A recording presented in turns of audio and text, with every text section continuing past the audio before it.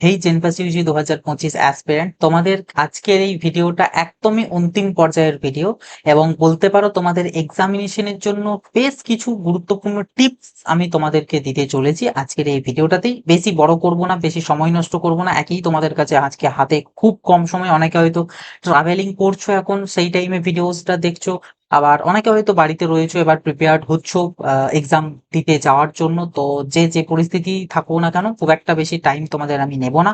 বেশ কিছু গুরুত্বপূর্ণ কথা যেগুলো তোমাদেরকে মাথায় রাখতে হবে এবং তোমাদেরকে ফলো করতে হবে, সেগুলো তোমাদের সাথে সংক্ষিপ্তভাবে আমি শেয়ার করব। দেখো, তোমাদের ফার্স্ট যে পেপার আছে সেই পেপারের টাইমিং আছে 11টা থেকে 12:30, মানে এখানে তোমাদের 1.5 ঘন্টা টাইম, এবং সেকেন্ড পেপারটাও 2টো থেকে 3:30 পর্যন্ত, অর্থাৎ 1.5 ঘন্টা টাইম।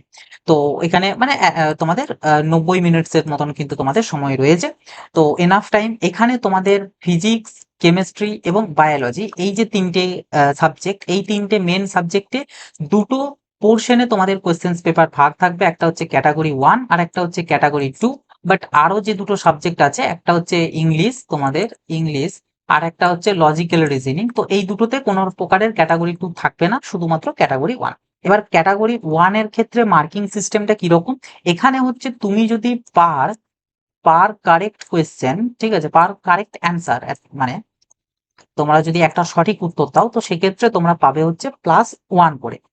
আর যদি তুমি ভুল করেও তো সেক্ষেত্রে, অর্থাৎ পার রং অ্যান্সার, এখানেতে কিন্তু তোমাকে -0.25 যাবে। ঠিক আছে, মানে তোমার চারটে যদি তুমি ভুল করো তো সেক্ষেত্রে তোমার 1 নাম্বার কিন্তু বিয়োগ হবে। তো এই হিসাবে না গিয়ে তুমি এটা ধরতে পারো যে প্রত্যেকটা কোয়েশ্চেন ভুলের জন্য তোমার 0.25 করে মার্কস কিন্তু কাটা যাবে। তো ক্যাটাগরি 1 এর যে ব্যাপারটা, এটা একদম সিম্পল সা জিনিস, এখানে কোনো কমপ্লেক্স কিছু জিনিস নেই। কিন্তু মেন এখানে তোমাদেরকে আমি আজকে যে কথাটা বলবো সেটা হচ্ছে ক্যাটাগরি 2টা নিয়ে। এখানের জন্য তোমাদের বেশ কিছু টিপস দেবো। দেখো, টিপস এর কিচ্ছু না, এখানে মেনলি ক্যাটাগরি 2টাতে তোমাদের ইচ কোয়েশ্চেন 2 মার্কস করে ক্যারি করে, এবং এখানে তোমাদের বলা আছে 1 or more than 1। ঠিক আছে, more than 1 মানে এক বা একাধিক উত্তর সঠিক হতে পারে। অর্থাৎ তোমাদের ওখানে যে চারটে অপশন থাকে A B C D, তো এই চারটের মধ্যে কোনো একটাও সঠিক হতে পারে অথবা একাধিকও সঠিক হতে পারে। কিন্তু এখানে একটা বিষয়, এখানেতে কিন্তু তোমাদের কোনো নেগেটিভ মার্কিং নেই। তো এইটারই সুবিধাটা কিন্তু তোমাদেরকে নিতে হবে। কিভাবে নেবে দেখো, প্রথমে এই সুবিধাটা বোঝার আগে তোমাদেরকে মার্কিং সিস্টেমটা বুঝতে হবে। এখানে ধরো কোনো একটা কোশ্চেন, তার এ এবং বি এই দুটো অপশন হচ্ছে সঠিক, সি এবং ডিটা সঠিক নয়। তো কোনো একটা ক্যান্ডিডেট যদি এখানে এই দুটোর মধ্যে থেকে যে কোনো একটা দাগায়, তাতে সে হয় শুধু এটা দাগালো অথবা শুধু বিটা দাগালো, তাহলেও সে নাম্বার পাবে। কত পাবে সেটা আমি বলছি, বাট নাম্বার পাবে। আবার যদি দুটোই দাগায় তাহলে সে তাও নাম্বার পাবে। কিন্তু যদি সে সি বা ডি এই দুটোর মধ্যে যে কোনো একটা দাগায়, তাহলেও সে কোনো নাম্বার পাবে না, কোনো নাম্বার মাইনাসও যাবে না। এবং যদি সে একটা সঠিকের সাথে একটা ভুল দাগায়, তাহলেও কিন্তু সে কোনো প্রকারের মার্কস পাবে না, কোনো নেগেটিভও হবে না। এটা আগে তোমাদেরকে মাথায় ঢোকাতে। সেম কথা প্রযোজ্য তোমাদের তিনটে অপশন সঠিকের ক্ষেত্রে। যদি এ, বি এবং সি তিনটে অপশন যদি সঠিক হয়, তো সেক্ষেত্রে কেউ যদি শুধু এ বা শুধু বি অথবা শুধু সি যদি দাগাও, তাহলেও নাম্বার পাবে।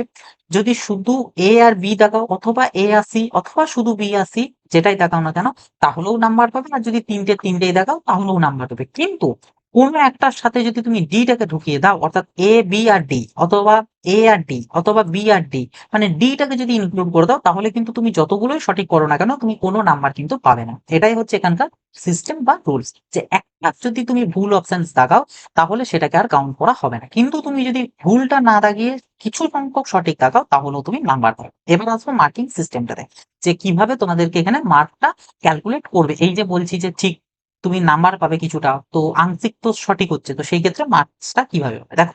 এখানে মার্কস ক্যালকুলেশন হচ্ছে টু ইন্টু তুমি যতগুলো সঠিক দাগিয়েছো, তুমি সঠিক দাগিয়েছো যতগুলো, ঠিক আছে, তুমি যতগুলো সঠিক দাগিয়েছো, আর নিচে হচ্ছে অ্যাকচুয়ালি যতগুলো সঠিক হওয়ার কথা, অ্যাকচুয়ালি যতগুলো কারেক্ট হওয়ার কথা। ফর এক্সাম্পল, যদি এখানে আমার শুধু দেখা গেল এ আর বি দুটো অপশন যদি সঠিক হয়ে থাকে, তুমি হয়তো যে কোনো একটা দাগিয়েছো, ঠিক আছে, তো সেক্ষেত্রে এখানে ক্যালকুলেট হবে 2 × 1/2, কারণ একটা হচ্ছে তুমি একটা দাগিয়েছো, কোনটা দাগিয়েছো সেটা ডাজেন্ট ম্যাটার, বাট তুমি একটা দাগিয়েছো এবং যেটা সঠিক।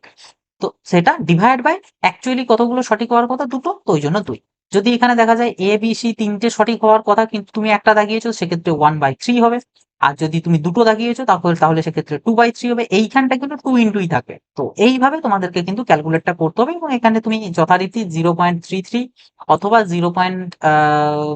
তোমার সম্ভবত ওটা সরি 1.33, এটা 0.66 হবে, ঠিক আছে, 0.66, 0.133 অথবা 2, এই মার্কস এর মধ্যে যে কোনো একটা পাবে। যদি তুমি তিনটের মধ্যে একটা সঠিক দাগাও তাহলে এটা পাবে, যদি তিনটের মধ্যে দুটো দাগাও তাহলে এটা পাবে, আর যদি দুটো অপশন সঠিক তার মধ্যে একটা দাগিয়েছো তাহলে 1 নাম্বার পাবে। এইভাবে তোমাদের মার্কস সিস্টেমটা কিন্তু ক্যালকুলেট হবে, এবং আশা করি এটা নিয়ে আর কোনো ডাউটস নেই।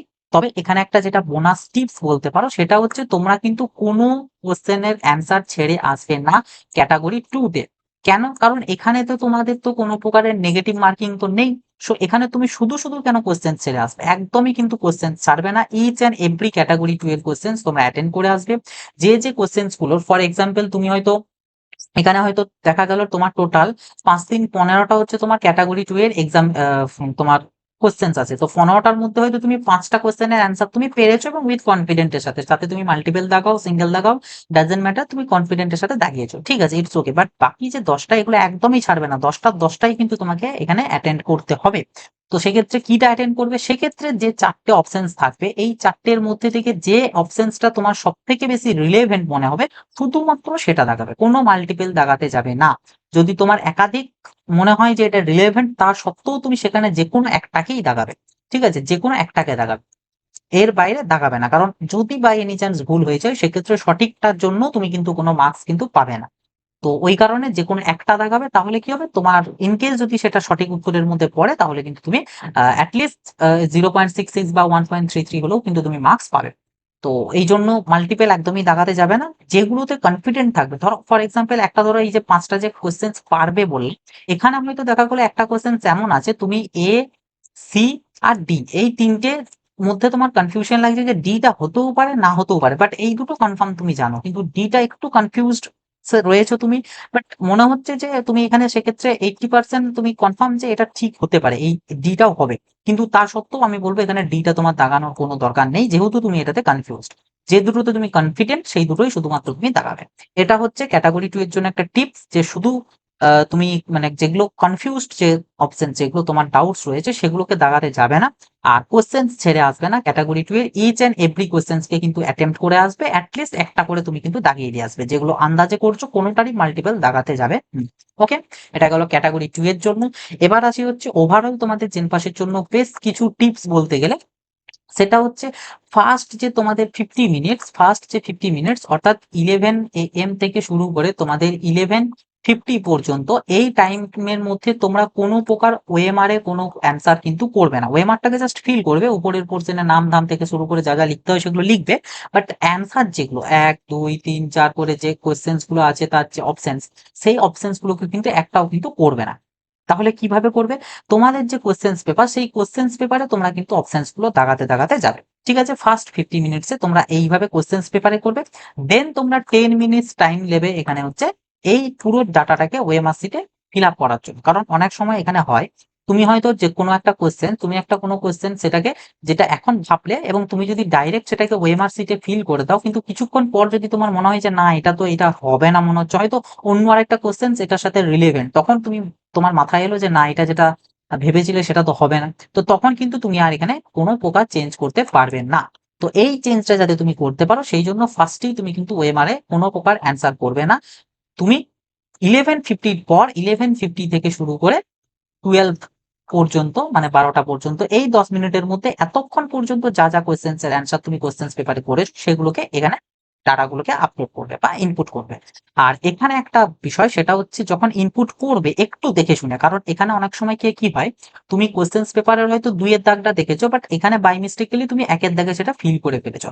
তো অনেক সময় কি করি আমরা, প্রত্যেকটা কোয়েশ্চেনের আর মার্কস নাম্বারিং গুলো আমরা চেক করি না, আমরা এই 2 এরটা একবার ইয়ে করে করে নিলাম, দেন তারপর থেকে শুধু অপশনস গুলো আমরা কিন্তু দাগাতে দাগাতে চলে যাই। এতে কি হলো, এই যে একটা ভুল হয়ে গেল, তো এইগুলো কিন্তু সব কিন্তু তোমার ভুল হতে হতেই চলে যাবে, দিয়ে যখন এন্ড পোর্শনে আসবে তখন গিয়ে দেখবে যে এই রে আমি তো ভুল করে ফেলেছি। তো সেই জন্য ইচ এন্ড এভরি কোয়েশ্চেনের কিন্তু নাম্বারিং গুলো দেখে দেখেই কিন্তু ওএমআরটাতে ফিল করবে, এটা খুব কেয়ারফুলি তোমরা মাথায় রাখবে, কারণ এটাতে বহু ক্যান্ডিডেট কিন্তু ভুল করে। তো এটা একটা বিষয়। আর আর তেমন জেনপাস রিগার্ডিং তোমাদের বলার কিছু নেই। মোটামুটি এগুলোই ব্যাপার। আরেকটা জিনিস শেষে বলবো, কিছু জন চাইলে অ্যাপ্লাই করতে পারো। যদি দেখো কেউ 50% কোয়েশ্চেন্স অ্যাটেম্প করতে পারছো না, অর্থাৎ তোমাদের তো টোটাল 100 কোয়েশ্চেন্স আছে, 100 এর মধ্যে তোমরা 50টা কোয়েশ্চেন্স এর মতন এখনো অ্যাটেন্ড করতে পারছো না, তো সেই জায়গাতে গিয়ে তোমরা 20 থেকে 25টা কোয়েশ্চেন্স তোমরা চাইলে আন্দাজে কিন্তু তোমরা লাগাতে পারো। ঠিক আছে, তোমরা আন্দাজে এগুলো কিন্তু করতে পারো, এতে হয়তো তুমি 2 থেকে 3 মার্কস হলেও কিন্তু এক্সট্রা পেয়ে গেলেও পেয়ে যেতে পারো আন্দাজে। ঠিক আছে, বা একদম 50টার 50টাই কিন্তু করতে যাবে না, 20 থেকে 25টার মতন আন্দাজে করতে পারো, অসুবিধার কিছু নেই। তবে এটা তখনই অ্যাপ্লিকেবল করবে যদি 50%-এরও বেশি কোয়েশ্চেন্স অ্যাটেম্প করতে পারছো না। কিন্তু তুমি যদি 50 প্লাস, মানে ধরো 70টার কোয়েশ্চেন্স তোমার করা হয়ে গিয়েছে, তো সেই জায়গাতে কিন্তু আন্দাজে অ্যান্সার করাটাকে আমি খুব একটা প্রেফার করব না। ওকে, তো এই আর কি তোমাদের জেনপাস রিগার্ডিং বলতে গেলে একদম লাস্ট মোমেন্টের বেশ কিছু টিপস এন্ড ট্রিক্স বলতে গেলে, বিশেষ করে ক্যাটাগরি 2 রিগার্ডিং বেশ কিছু তথ্য এবং ওএমআর রিগার্ডিং। একদম বি কেয়ারফুল কিন্তু ওএমআর নিয়ে কিন্তু কোনো প্রকারের ভুলভাল করবে না একদমই। আর একবার বাবেল করার পর কিন্তু সেটাকে কোনোভাবে তুমি আর চেঞ্জ করতে পারবে না। অনেকে এইভাবে কেটে পড়ে, সেটার অন্য অপশনসটা দাগাও, তো এটা কিন্তু এমনিতেও তোমার মার্কস আসবে না, এমনিতেও মার্কস আসবে না। তো এইরকম পরিস্থিতিতে যাতে পড়তে না হয়, তাই ফার্স্ট 50 মিনিটসে তুমি কোয়েশ্চেন্স এর অ্যান্সার করো, কোয়েশ্চেন্স পেপারের মধ্যেই করো। দেন 10 মিনিটস টাইম নাও তুমি ওএমআর এগুলোকে আপলোড করার জন্য। দেন তুমি লাস্ট 30 মিনিটসে আবার বাকি যে কোয়েশ্চেন্স গুলো রইলো সেগুলো তখনই করবে, সাথে সাথে ওএমআরটাও ফিল করবে। তো এইভাবে তোমাদেরকে কিন্তু চালাতে হবে, এই হচ্ছে বিষয়। আর তেমন কিছু বলার নেই, আর শুধু শুধু ভিডিওটাকে লম্বাও করব না। আহ সবাইকে বেস্ট অফ লাক।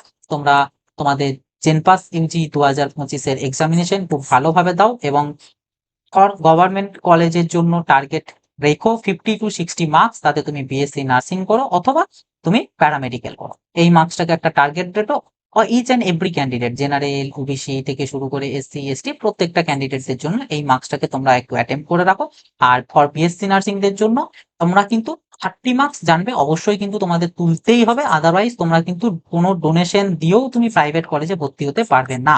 তো এটা একটা মাথায় রাখবে। এটা হচ্ছে যে কোনো প্রাইভেট কলেজে অ্যাটলিস্ট ডোনেশন দিয়ে হলেও, মানে কাউন্সেলিং থেকে বলছি না, আদার্স এমনি ভাবে হলেও যাতে ভর্তি হতে পারো, সেটার জন্য 30 মার্কস পেতেই হবে। আর গভর্নমেন্টের জন্য 50 to 60। ওকে, আর প্যারামেডিক্যালদের জন্য তো এরকম কোনো নিয়ম নেই, প্যারামেডিক্যালদের জন্য 1 নাম্বার পেলেও তোমার সেটা চলবে, তবে চেষ্টা করবে যতটা ভালো নাম্বার তোলা যায় ততটা তোলা। ওকে, তো চলো, বেস্ট অফ লাক প্রত্যেককে, তোমাদের এক্সাম ভালো যাক। এক্সাম হয়ে যাওয়ার পর অবশ্যই আমার এই ভিডিওতেও চাইলে একটা কমেন্ট করে তোমরা লিখে জানাবে যে তোমাদের এক্সামিনেশন কেমন গেল। তাছাড়া তোমরা চাইলে আমাদের হোয়াটসঅ্যাপ গ্রুপটাতেও জয়েন হতে পারো, হোয়াটসঅ্যাপ গ্রুপেতে তোমাদের এই সমস্ত জেনপাস রিগার্ডিং আলোচনা করা হয়, তো সেখান থেকেও তোমাদের ফিডব্যাক কিন্তু পেয়ে যাবে। তো চলো আসি, আবার দেখা হবে নতুন একটা ভিডিওতে। সকলে ভালো থাকবে, সুস্থ থাকবে, বাই।